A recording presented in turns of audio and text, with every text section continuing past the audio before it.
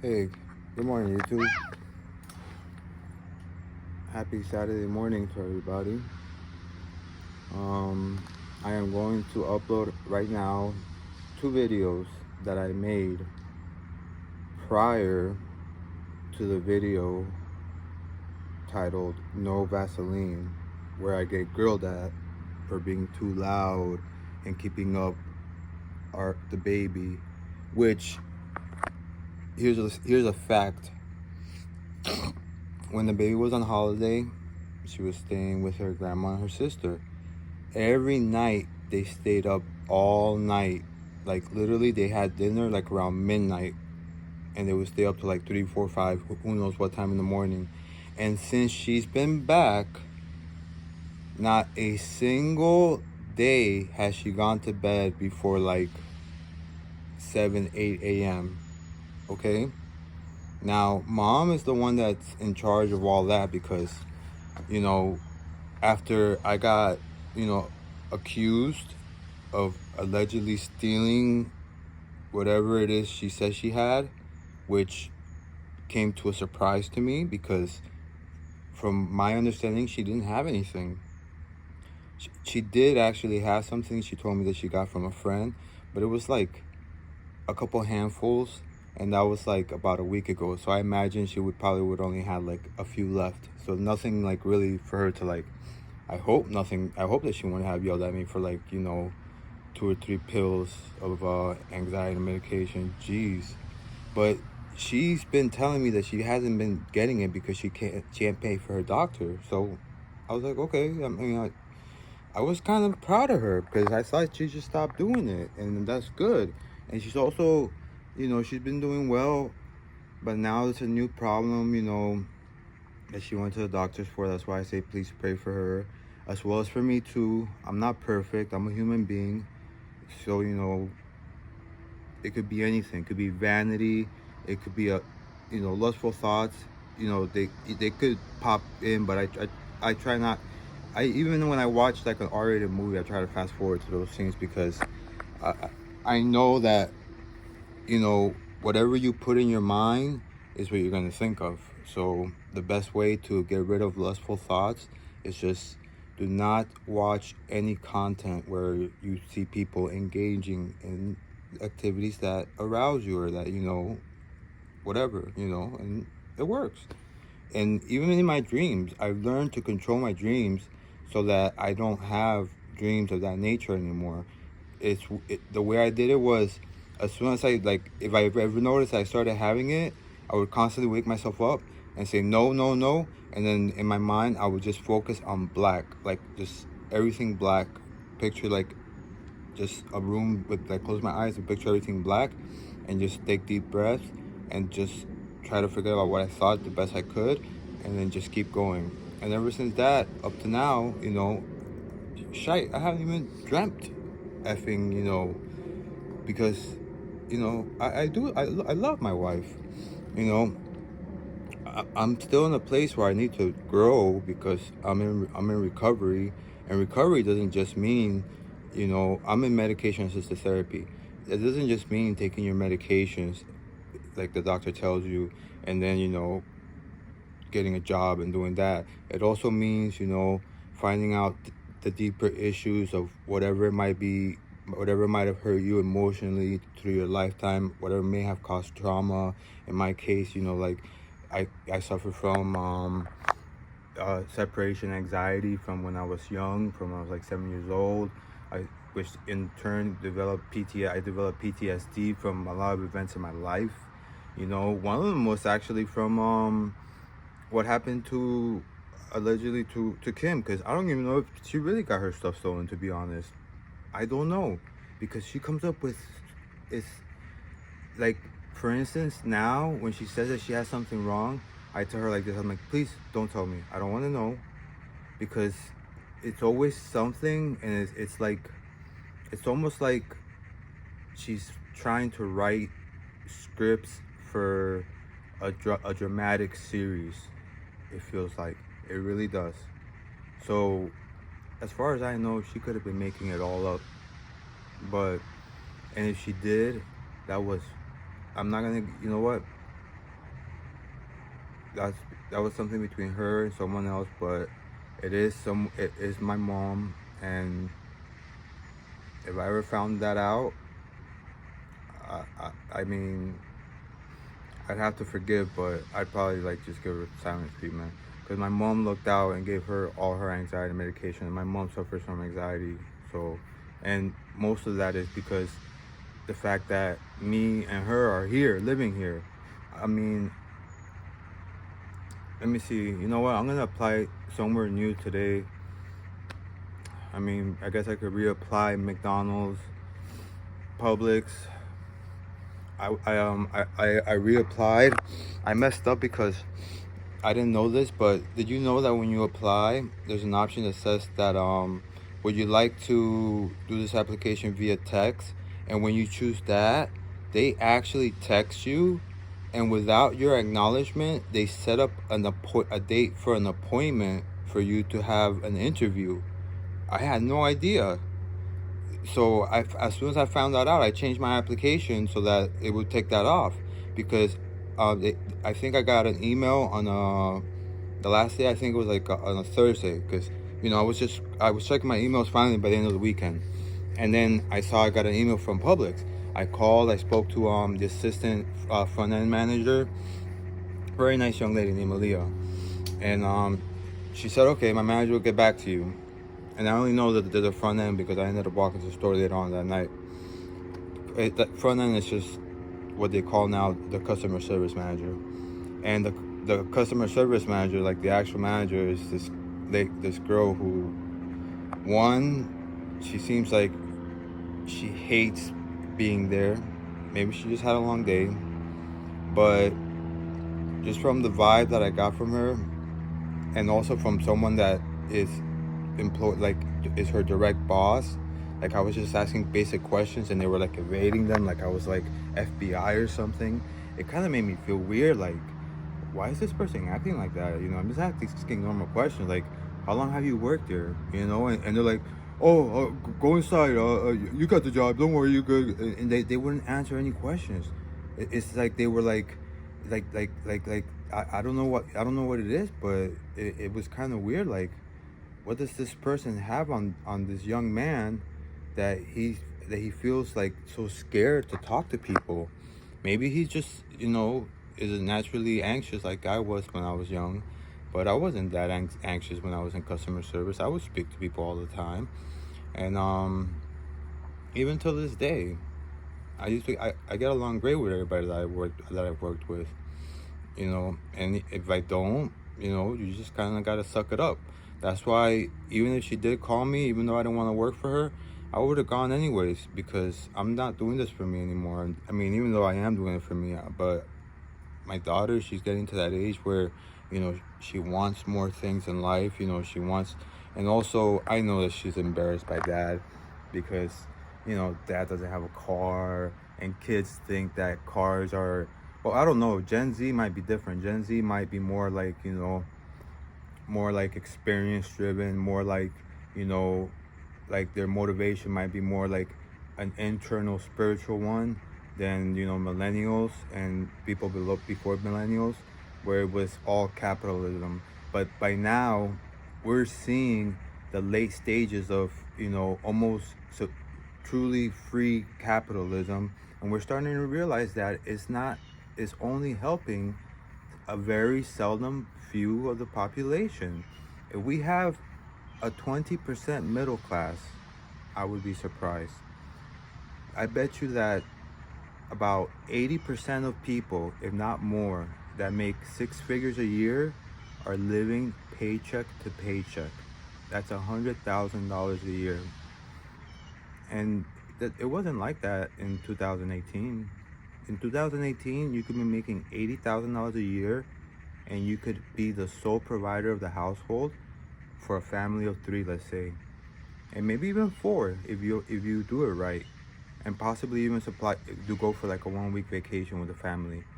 Just one person making $80,000 a year with a stay-at-home mom, which that is priceless, because time with your children is something that is worth more than any boss, than any piece of cloth, any political party, anybody can tell you, okay? I don't care what nobody fucking says.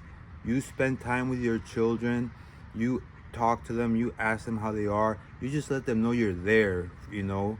And maybe they won't talk to you at the time, maybe they're shy, you know, maybe they don't like you, but at least let them know that you're there for them, okay? And that's what I do for my daughter, you know. I know she doesn't want to talk to me for whatever reason. She probably doesn't think, you know, oh, you know, my dad's weird. I'm clinically depressed. I've been depressed since I was diagnosed. When I was diagnosed, it was called manic depression. Bipolar wasn't even a thing. It was so long ago, and I refused my whole life to believe it. So I self-medicated it for decades. Okay, for decades. That's why the fact that I found a medication that has actually helped me stay off of, you know, the last medication, my last drug of choice, because I quit alcohol. Like, it's been almost 20 years. It's gonna be 20 years in 2027. You know, since then I've only drank like a handful of times, but I'm still an alcoholic, but I just don't like it.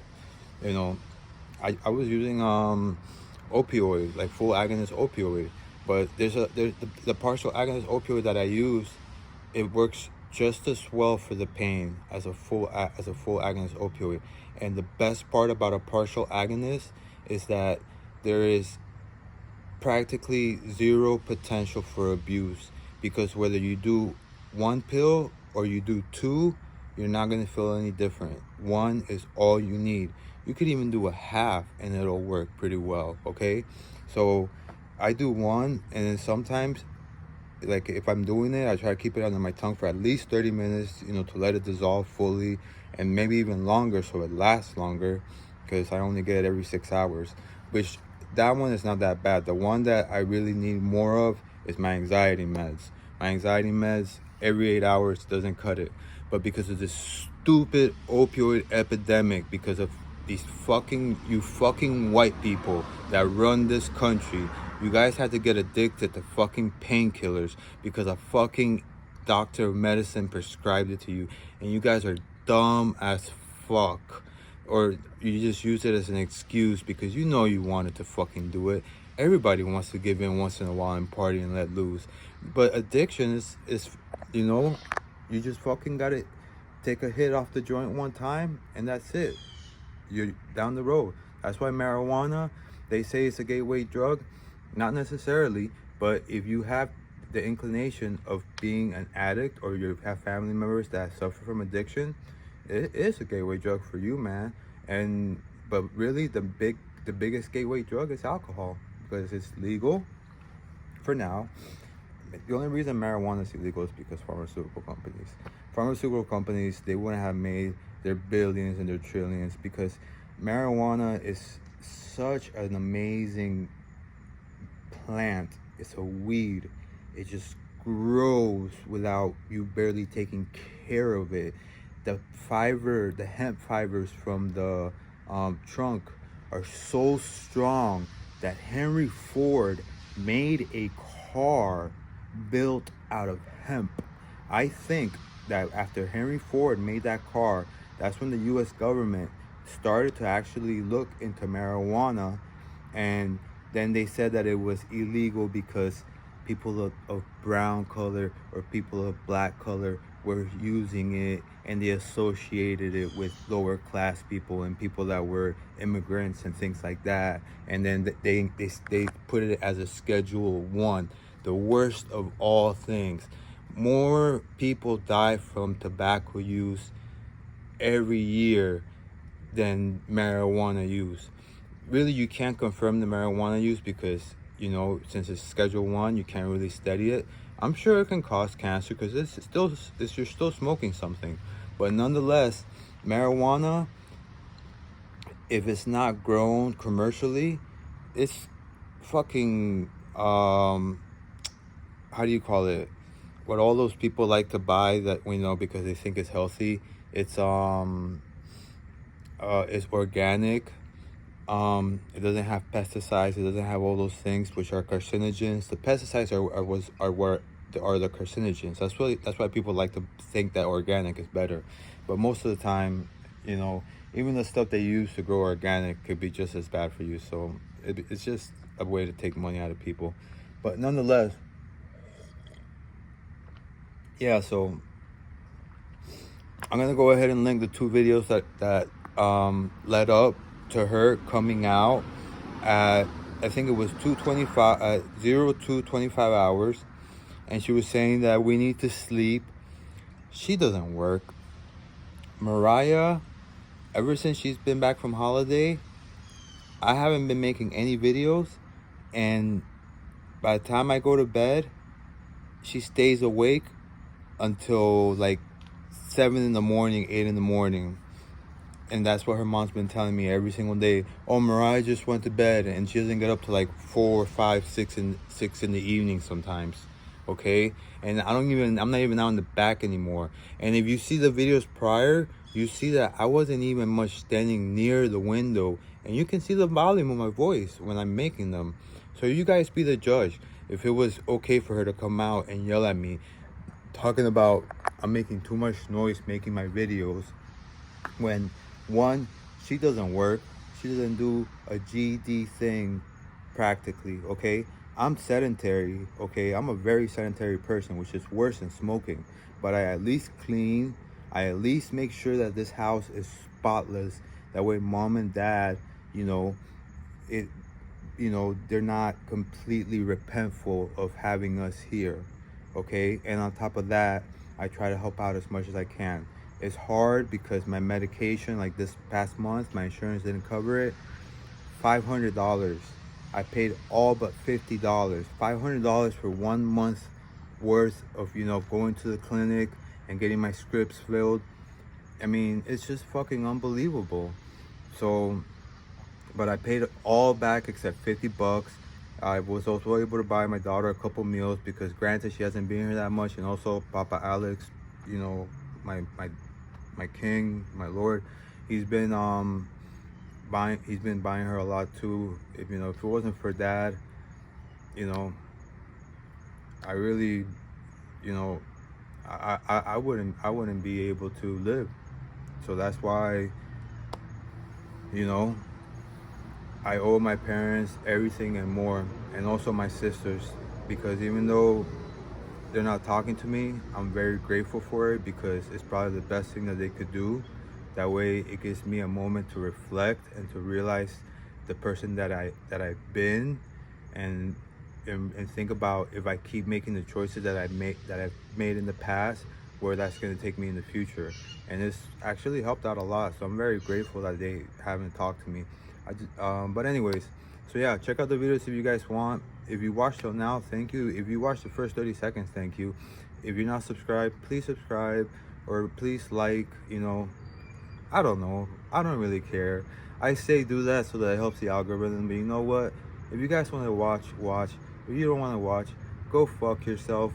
But I do recommend Not Like Us and also Houdini. One is #1 song of the year, the other is #1 song of the summer. You pick. Alright, watch the videos if you like. Thank you. Ciao. Happy Saturday, everybody. Hey everyone. Okay. Maybe a few of you might have been aware how when I was speaking in my desk, which was located right over there, which was covered under a roof, but the problem was that it was behind the window of where Kimberly Manolini sleeps, and me talking, even though she's hard of hearing and she tends to speak loud as a result of it, for some reason when I speak at at a conversational tone like this, she apparently hears everything that I say. So, we got in a couple of discussions. I think I even called on emergency because I was just, I couldn't take it. A lot of the times it wasn't even 10 o'clock, and that's more than a reasonable time to be able to record. It's not like I was recording till 11 or midnight. So I moved all of my desk to this area over here. This is the desk. Unfortunately, there's no roof over here, so in the prior videos you saw how I made like a makeshift roof, but the problem with that is that the rain is, you know, here in Florida, when it rains, it rains, and you know, you have to be very careful. My roof was only hanging on by that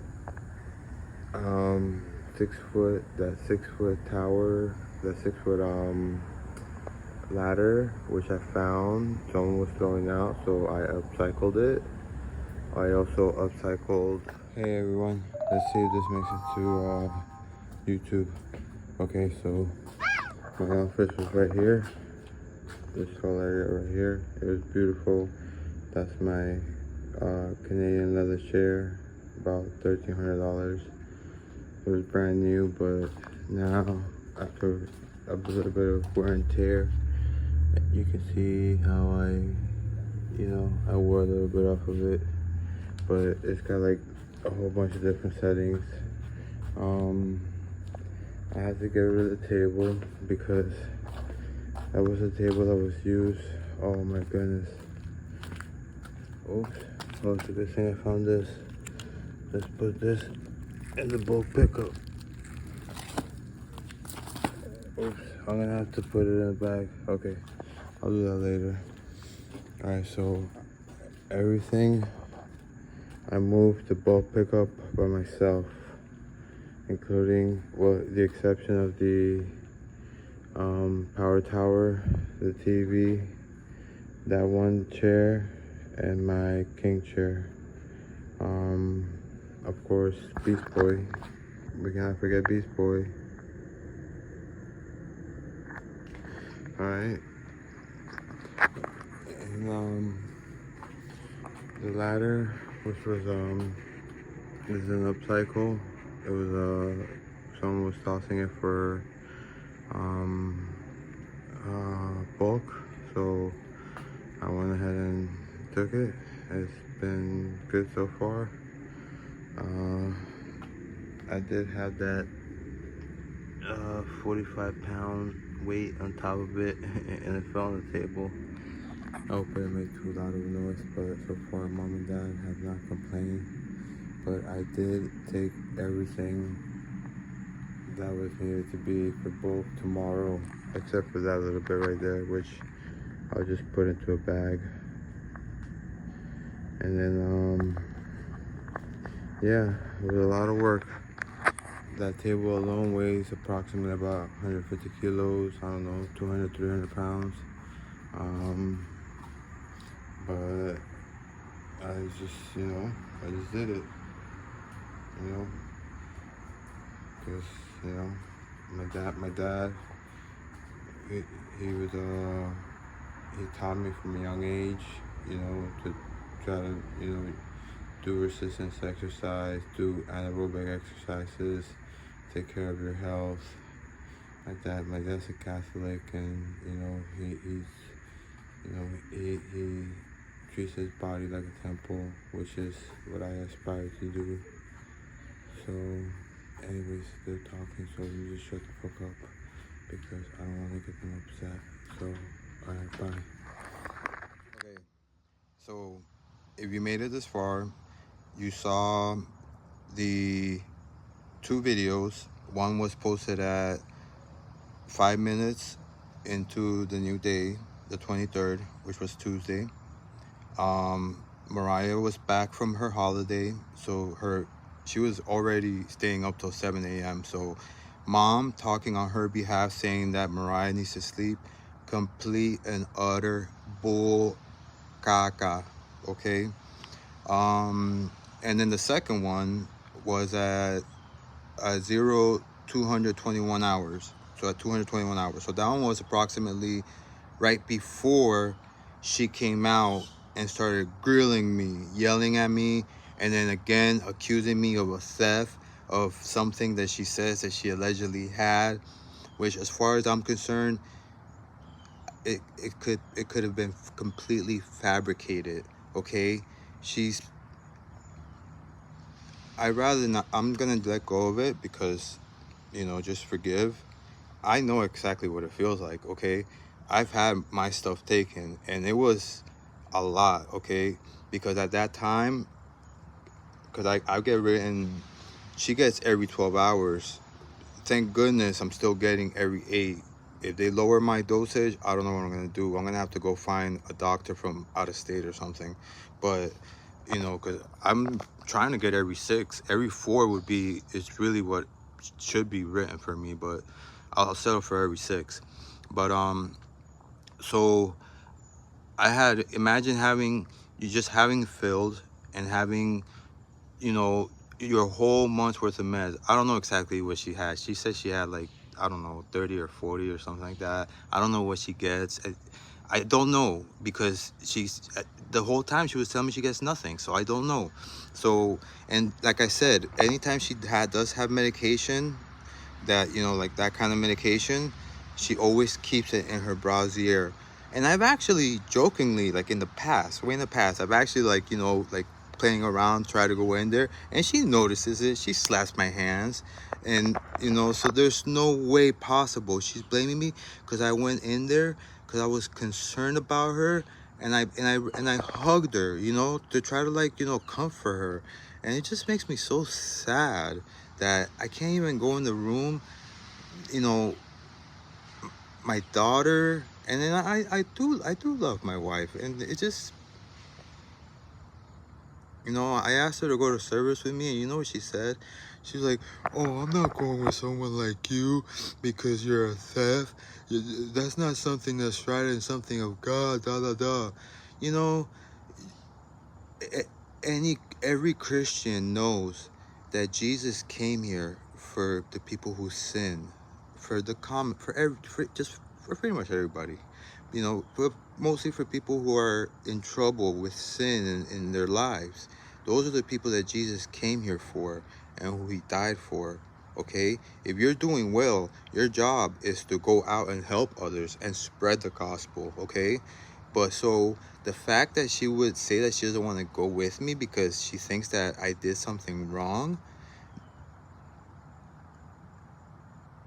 maybe she went to a different Catholic church that I did, because she's Italian, okay? She's Italian, all right? Whatever, ciao, mamma mia, I don't know, whatever. But, most Italians are Catholics, because that's where, the Holy See is in Rome, and that's where the Pope is, and the Vatican City is the state. The Holy See, I think, is where he lives. Anyways, nevertheless, I don't have to get into politics. So the fact that she wouldn't want to go with me because I allegedly did something wrong, that's more reason to want to go with me to service. And I wanted that so bad because I don't know. I'll approach her with like something new for us to do. But yeah, you guys, if you want to leave a comment, even if it's to make fun of me or to say that I'm wrong or to troll me, that's fine. I would appreciate it. I really would. Leave a thumbs up or a thumbs down. I'm, that's fine. I'm gonna put it so that even if people dislike my videos, that's cool. So, but yeah, those were the 2 videos prior to her coming out and saying that I was disrupting her. You guys try to focus on 2 things. 1, how loud was I? And 2, how often was I directly behind her window? Because that's where my desk was before, when I used to shoot the videos, and I used to speak lower than I am now, because obviously I know they were sleeping, so I would try to keep my voice down. And she would come out and she would just yell at me. And there's videos in the past where she's done that before already. Anyways, if you watch till now, you guys are awesome. I don't know why you're watching, because my life is so fucking boring. I am practically a lost cause. I, just gotta give thanks. Give thanks, give praise, and just live for today, because today is a gift. And life, you can't take it for granted. Today's the only day we have. Ciao.